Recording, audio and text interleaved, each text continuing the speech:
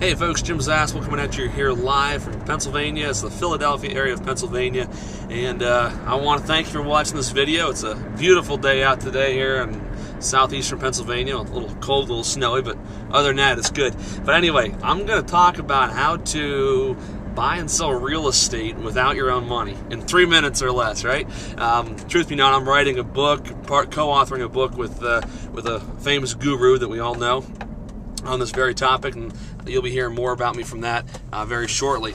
But what I'm going to talk about today is not in regards to the actual transactions that you can do without using your own personal money or credit, but also how you can get the deals without using your own money or credit. I'm going to give you 3 topics, 3 main bullet points here, if you will, on how to do that. First of all, summary is how to get people to be sending you leads at no cost to you, at no upfront cost to you. One, if people are going to send you leads, then it helps if you know people, right? It's kind of hard to have people sending stuff you don't know people. So step number 1, meet as many other investors as you possibly can. What happens is you're going to come across investors who just get leads in areas they don't want to work in, type deals they're not interested in, type deals they may not have buyers for, whatever the case may be. You can't meet people, you can't know people unless you're actually out there meeting people. So how do you get out there meeting people? You go to every single RIA, that's Real Estate Investors Association meeting. Every single RIA meeting you can get your hands on, you go there. They're very inexpensive to go to and worth their weight in gold. I think this month I'm booking to 8 different ones. This is another big tip, is go to other networking events out there. This is very critical. Not just real estate meetings, but other kind of meetings. You wind up getting private money at those deals, those places too. Another key way to find other investors is when go on free places online like Craigslist, Kijiji, whatever, and find other investors' ads of houses for sale. Wind up calling them. You may or may not be able to work a deal on that specific deal, but that right there is the beginning of a relationship where you guys can do business together in 2 ways. One, that very well may be a new buyer for you, but also if you know what you're doing with deals, which is my next point, that person may or may not be able to, they might get deals that they don't like, but they might want to send off to you for a cut of the deal. So you're developing a relationship that can benefit you and that person in 2 different ways. One, you got a buyer, properties for you, you can make money on wholesaling properties, whatever. But secondly, they might have deals they don't want that they can send your way and you can get a system going. I've done this many times personally with other investors, and it's proved very fruitful for the both of us. Second point I want to make is if people are going to be sending you leads of houses for sale, you ought to know what to do with these leads.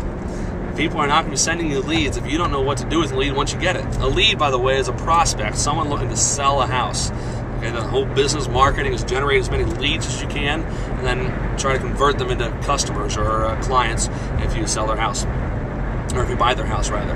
So first point 1, meet people, get them to send you leads, network yourself to death. As many people as you can, as many business cards as you can collect. You want to give out, when you go to these RIA meetings, you want to give out as many business cards as you can. More importantly, you want to collect as many business cards as you can. And follow up with them the day after or the second day after you meet that person. Follow up is key at networking. Then again, the second point, like I said, you've got to invest in yourself and learning how to buy and sell real estate, how to handle a transaction, how to work a deal.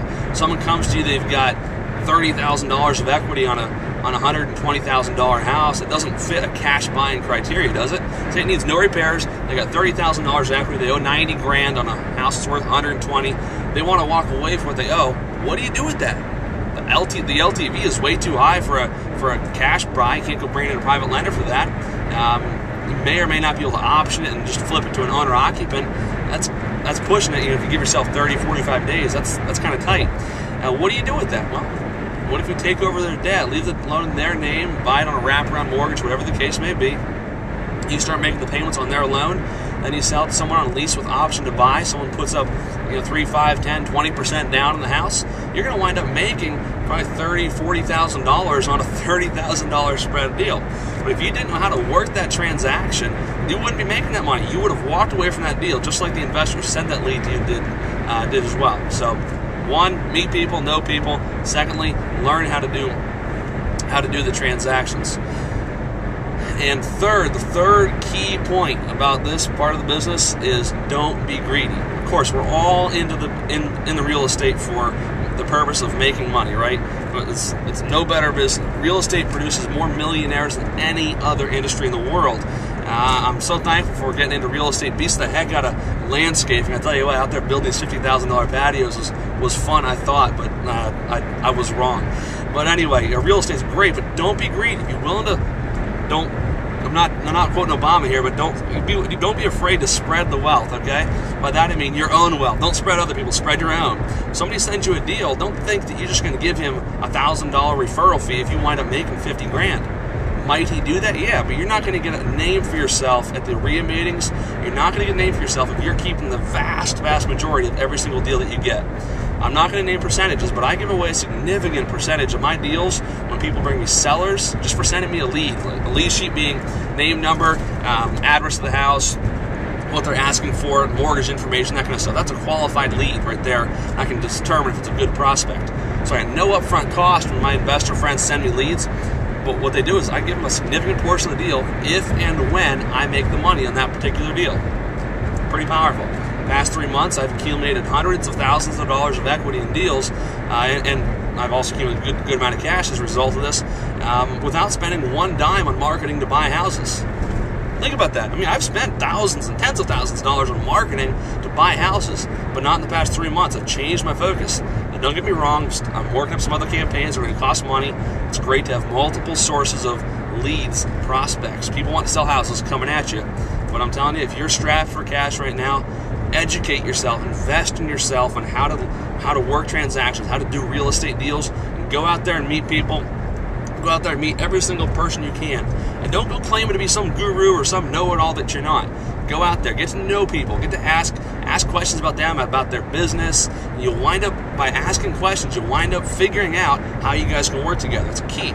Don't be a know-it-all. Don't be greedy. Just ask questions, get to know people.